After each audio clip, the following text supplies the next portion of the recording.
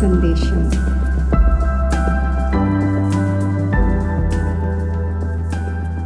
എല്ലാവരുടെയും സ്നേഹം നിറഞ്ഞ ഓർമ്മകൾ സ്വീകരിച്ചുകൊണ്ട് ഇന്ന് ബാബ വതനത്തിലേക്ക് വിളിച്ചപ്പോൾ വതനത്തിൻ്റെ ദൃശ്യം തന്നെ അനുപമമായിരുന്നു. മുഴുവൻ വിശ്വത്തിലെയും ഇത്രയും ബ്രാഹ്മണ പരിവാരത്തിൻ്റെ എത്ര തിരക്കുണ്ടായിരുന്നു! മുഴുവൻ വിശ്വത്തിലെയും എത്ര പേരുണ്ടായിരുന്നു!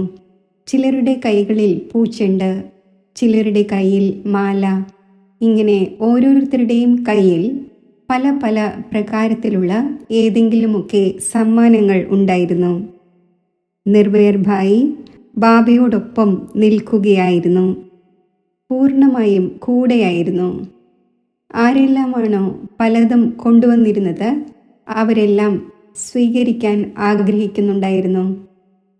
അപ്പോൾ നിർവൈർ ഭായി കൈവീശി എല്ലാം സ്വീകരിക്കുകയും കൈവീശുകയും ചെയ്തു. ചിലർ വളരെയധികം സമീപത്ത് വരുന്നുണ്ടായിരുന്നു. അപ്പോൾ നിർവൈർ ഭായി അവർക്ക് കൈ കൊടുക്കുകയും ചെയ്തു. ഏതാനും നിമിഷങ്ങൾ ഇങ്ങനെയുള്ള കൂടിക്കാഴ്ച നടന്നുകൊണ്ടിരുന്നു. ബാബ എല്ലാവർക്കും വളരെയധികം സ്നേഹം നിറഞ്ഞ ദൃഷ്ടി നൽകി. പിന്നെ ബാബ എൻ്റെ നേർക്ക് നോക്കി. എല്ലാവർക്കും ഉണ്ടായിരുന്ന ചില ചോദ്യങ്ങൾ ഒരുപക്ഷെ എൻ്റെ മുഖത്തിലൂടെ കാണുന്നുണ്ടായിരുന്നിരിക്കും. ബാബ പുഞ്ചിരിക്കുവാൻ തുടങ്ങി. നിർവൈർ ഭായിയും എപ്പോഴത്തെയും പോലെ പുഞ്ചിരിക്കുകയായിരുന്നു. പിന്നെ ബാബ പറഞ്ഞു, താങ്കൾ ഇന്ന് ഏതൊരു ചോദ്യമാണോ ചോദിക്കുന്നത്, അതായത് എന്തുകൊണ്ട് വിട പറഞ്ഞില്ല, എന്തുകൊണ്ട് മുൻകൂട്ടി പറഞ്ഞില്ല, ഇങ്ങനെ എന്തുകൊണ്ട് സംഭവിച്ചു, ഇങ്ങനെയുള്ള ചോദ്യങ്ങൾ ബ്രഹ്മ ബാബയുടെ സമയത്തും ബാബയോട് ചോദിച്ചിരുന്നു. നേരത്തെ എന്തുകൊണ്ട് പറഞ്ഞില്ല, എന്തുകൊണ്ട് വിട നൽകിയില്ല എന്നെല്ലാം. ബാബ പറഞ്ഞു, നോക്കൂ കുട്ടി, വിട പറയുവാൻ കഴിയുമായിരുന്നില്ല. ആര് അനുവാദം നൽകും? എന്നാൽ 2 കാര്യങ്ങളുണ്ട്. ഒന്നാമതായി ബാബ പറഞ്ഞു, നിങ്ങൾക്കേവർക്കും അറിയില്ലായിരിക്കാം, ഈ കുട്ടിയുടെ രഥത്തിന്, അതായത് ശരീരത്തിന് കൂടുതൽ പ്രയാസങ്ങൾ ഉണ്ടായിരുന്നു. ബാബയ്ക്ക് ഒരിക്കലും തൻ്റെ ഏതെങ്കിലും കുട്ടിയെ ഈ രീതിയിൽ ഇത്രയും പ്രയാസങ്ങളോടെ കാണുവാനാകില്ല. രണ്ടാമതായി ബാബ പറഞ്ഞു, ബാബ അവ്യക്തമായപ്പോൾ പുതിയ രീതിയിലുള്ള ഒരു പ്ലാൻ ഉണ്ടായിരുന്നു.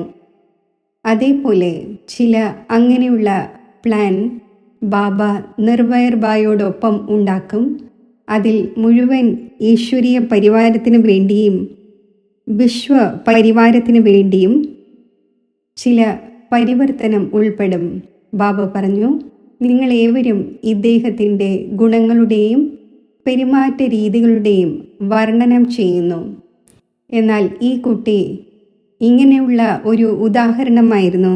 അതായത്, ഞാനും എൻ്റെ സംബന്ധത്തിലൂടെയും പെരുമാറ്റ രീതികളിലൂടെയും ആശീർവാദങ്ങൾ എടുക്കട്ടെ. രണ്ടാമതായി, എല്ലാവർക്കും എവർ റെഡി ആയിരിക്കേണ്ടതുണ്ട്. നിർവൈർ ഭായി ഫരിസ്ത രൂപത്തിൽ വതനത്തിലേക്ക് പോകുന്നത് നമുക്ക് ഏവർക്കുമുള്ള ഒരു സൂചനയാണ്. അപ്രതീക്ഷിതമായി സംഭവിക്കുക തന്നെ വേണം. എന്നാൽ തയ്യാറായിരിക്കുകയും വേണം. ഞാൻ പറഞ്ഞു, ബാബ അങ്ങേക്ക് വേണ്ടിയും നിർവൈർ ഭായിക്ക് വേണ്ടിയും ഭോഗ് കൊണ്ടുവന്നിരിക്കുകയാണ്.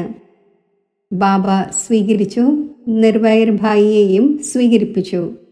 ഇന്ന് വദനത്തിൽ എല്ലാ പൂർവജ ആത്മാക്കളും നിർവൈർ ഭായിയെ സ്വാഗതം ചെയ്യുകയായിരുന്നു.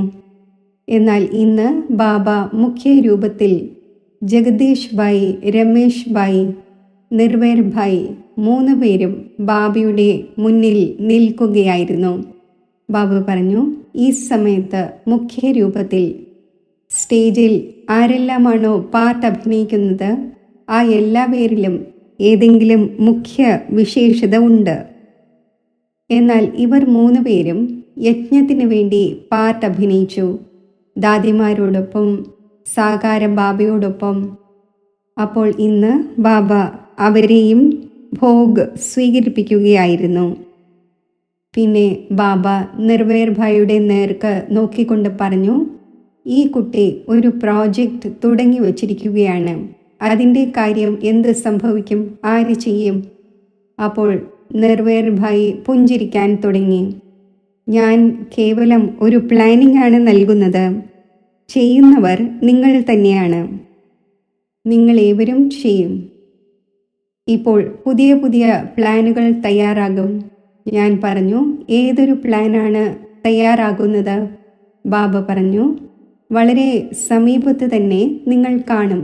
ഒന്നാമതായി ബ്രാഹ്മണ പരിവാരത്തിൽ വളരെയധികം പരിവർത്തനം വരും. പരിധിയില്ലാത്ത വൈരാഗ്യം വരും. അതിനുശേഷവും നിർവൈർ ഭായി പറഞ്ഞു, ഒരേ ഒരു സങ്കല്പമാണ് ഉള്ളത്. എല്ലാവരും പരസ്പരം ആത്മീയ സ്നേഹത്തോടെ ഏകമതത്തിലൂടെ നടന്ന് വിശ്വത്തിനു മുന്നിൽ ഒരു ഉദാഹരണമായി മാറുകയും ചെയ്യും. ഇപ്രകാരം മനസ്സ് നിറയ്ക്കുന്നതായി തോന്നി. ഇപ്രകാരം നിർവൈർ ഭായി സംസാരിക്കുകയായിരുന്നു. ബാബ പറഞ്ഞു, സ്വയം തനിക്ക് ഏതൊരു കാര്യം ലഭിച്ചിരിക്കുകയാണോ, ഏതൊരു വിശേഷതയുണ്ടോ, അത് പൂർണ്ണ ഉത്തരവാദിത്വത്തോടെ സത്യതയോടെ ആ കാര്യത്തെ സമ്പന്നമാക്കണം, പൂർത്തിയാക്കണം. ഞാൻ പറഞ്ഞു, നിർവൈർ ഭായി എല്ലാവരും പറയുകയാണ്, നമ്മളേവരും താങ്കളെ മിസ് ചെയ്യും. നിർവൈർ ഭായി പറഞ്ഞു, വളരെ കാലമായി അധികമെങ്ങും ഞാൻ എവിടെയും പോകുമായിരുന്നില്ല. ഞാൻ ബാബയുടെ കൂടെ ചുറ്റി സഞ്ചരിച്ചു കൊണ്ടിരിക്കും. പിന്നെ അല്പം ശാന്തമായിരുന്നു. ബാബ പറഞ്ഞു, ബാബ കൂടെയുണ്ട്, ദാദിമാരും കൂടെയുണ്ട്, നിർവൈർ ഭായിയും കൂടെ ഉണ്ടായിരിക്കും. അതിനുശേഷം നിർവൈർ ഭായി എല്ലാവരുടെയും നേർക്ക് കൈവീശി വിട പറയുകയുമായിരുന്നു. അപ്പോൾ ഞാൻ പറഞ്ഞു, എല്ലാ സഹോദരന്മാരും താങ്കളുമായി കൂടിക്കാഴ്ച നടത്തണം എന്ന് പറഞ്ഞിരിക്കുകയാണ്. ഇപ്പോൾ വിട പറയുകയാണ്. നിർവൈർ ഭായി ബാബയുടെ നേർക്ക് നോക്കുവാൻ തുടങ്ങി. ബാബ പുഞ്ചിരിച്ചുകൊണ്ട് പറഞ്ഞു, ഇപ്പോഴല്ല, പിന്നീടൊരിക്കൽ, ഇന്നല്ല. പിന്നെ ഞാൻ ഒന്നും പറഞ്ഞില്ല. ബാബയിൽ നിന്നും ദൃഷ്ടി എടുത്തുകൊണ്ട്, നിർവൈർ ഭായിൽ നിന്നും ദൃഷ്ടി എടുത്തുകൊണ്ട് തിരികെ എത്തിച്ചേർന്നു. ഓം ശാന്തി.